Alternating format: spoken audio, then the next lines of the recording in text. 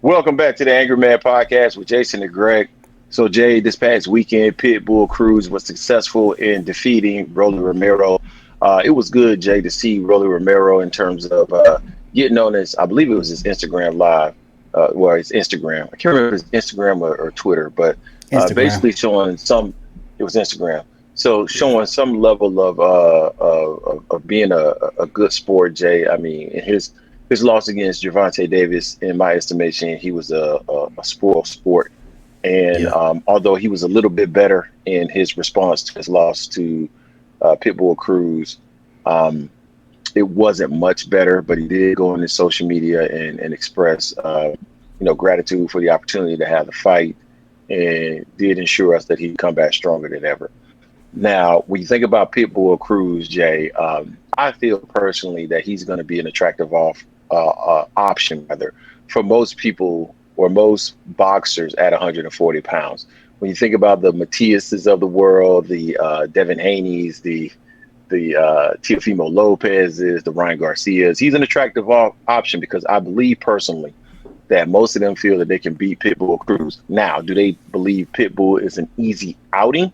I don't believe they necessarily believe Pitbull is an easy fight.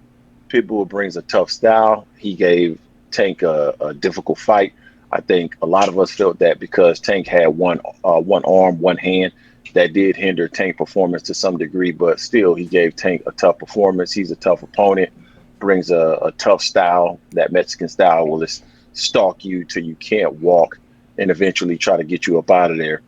And that can pose a challenging outing for any fighter in 140 pounds. But when you think about the skill level of a Teofimo Lopez, a Devin Haney, even a Ryan Garcia, I think they have the skill set, honestly, to be able to offset a lot of the things that we saw from Pitbull Cruz that Rolly Romero was unable to do, right? And I mentioned Yeah. this in our live stream every Sunday, 4 p.m. Eastern Standard Time, where I felt that, Rolly didn't have the ability to catch a lot of those shots.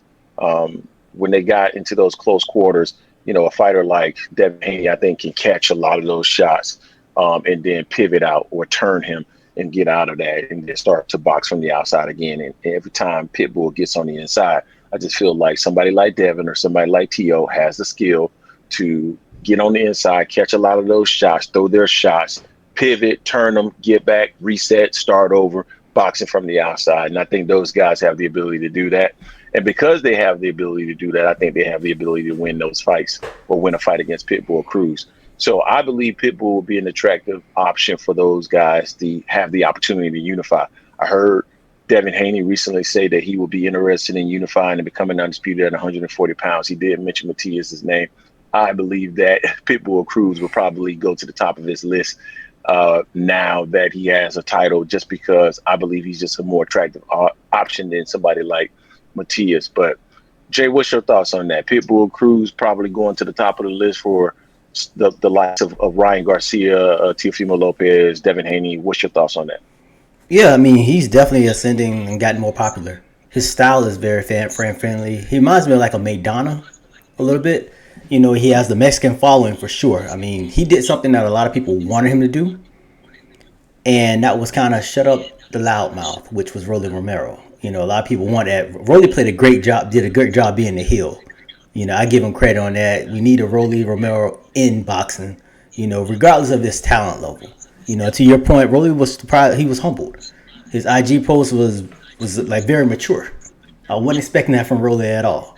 But as far as Pitbull goes, people saw the fight against Tank. I was kind of critical of him. I was like, well, Tank had one hand. He outboxed him clearly in that fight. And I still think anyone that's a boxer can handle Pitbull Cruz. Now, you're going to have to go through hell sometime because he's going to be throwing those overhand rights. He's going to go to your body and everything like that. But if you have the boxing IQ where you can stand back, use that jab, tie him up, or just slip out like Tank was doing. Not saying it's easy to have that high, because I think Tank has a high boxing IQ. But someone like you said, a Tio, a Devin can do that. Ryan, I'm not so certain on Ryan because we got to remember that ugly behind shoulder roll he tried to pull in his last fight. That ain't gonna cut it against Pitbull Cruz. He's gonna shoulder roll and get popped in the head, get knocked out by one of those overhand rights from Pitbull Cruz. But Pitbull Cruz definitely built the stock up. His story of how he was homeless and everything also galvanized a lot of people seeing that as well. So I mean, I'm a fan of Pitbull Cruz even more now seeing this fight here and how he handled business in the ring against Rolly. A firefight would be with him and Matias because you know they're gonna be right in the middle. They're gonna go at it. Another 140 pounder. A lot of people forget about though. Although he's not a champion, would be a damn good fight for him. Gary Antoine Russell.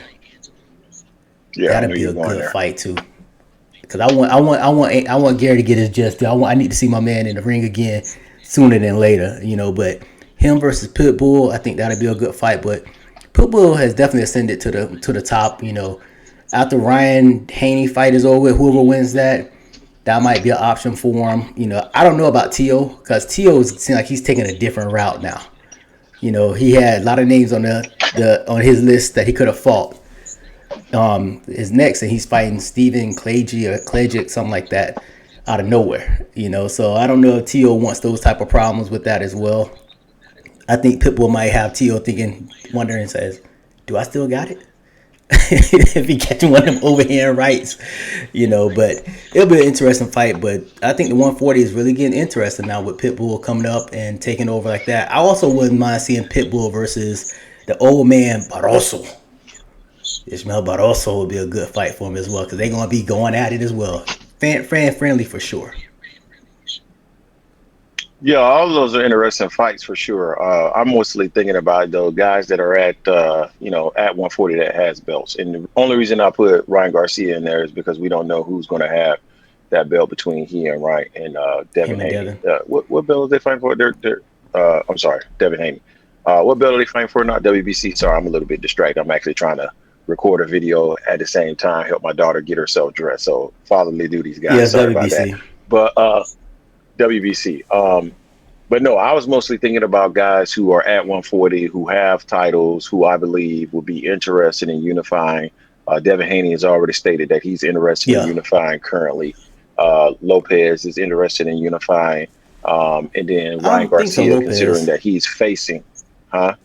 I don't think Lopez be interested in that like that. I think he is interested I in think unifying Matias and titles. the I win out absolutely of think he is. Devin and Ryan definitely are, but I don't know. Tio just he's hit or miss on what he wants to do. One minute he wants to unify, the next minute he wants to take a vacation, retire, and all this stuff. You never know with Tio. I think T.O. is going to be more interested in unifying those titles than what you would actually think personally. But we'll see. I mean, we'll see.